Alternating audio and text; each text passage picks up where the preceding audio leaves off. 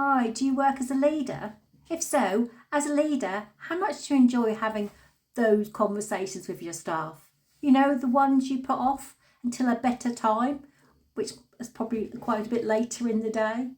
And I was reflecting on this recently after working with one of my coaching clients, and one of the hardest conversations I had as a leader in NHS was with a manager who was unknowingly stifling her team. As a result, that she was limiting their autonomy, dismissing their ideas, and creating a culture where staff felt unable to contribute or even to speak up. And the result? A really disengaged team. The service was declining, the performance was off target, and ultimately there was a real negative impact on the patient care.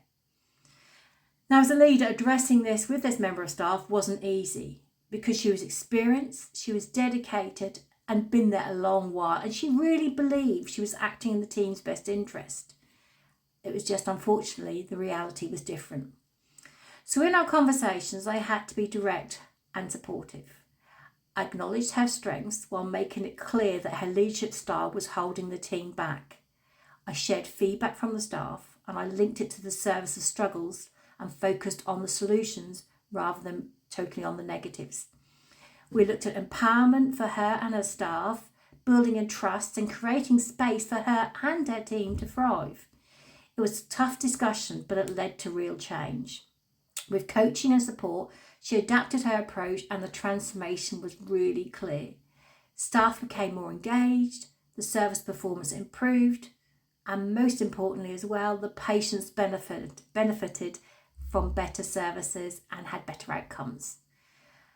It's worth thinking that leadership isn't just about strategy and targets. It's about having the courage to challenge, even when it's uncomfortable. Because the stakes in the NHS, particularly now with all the new changes, are simply too high to avoid the difficult conversations which will make that difference.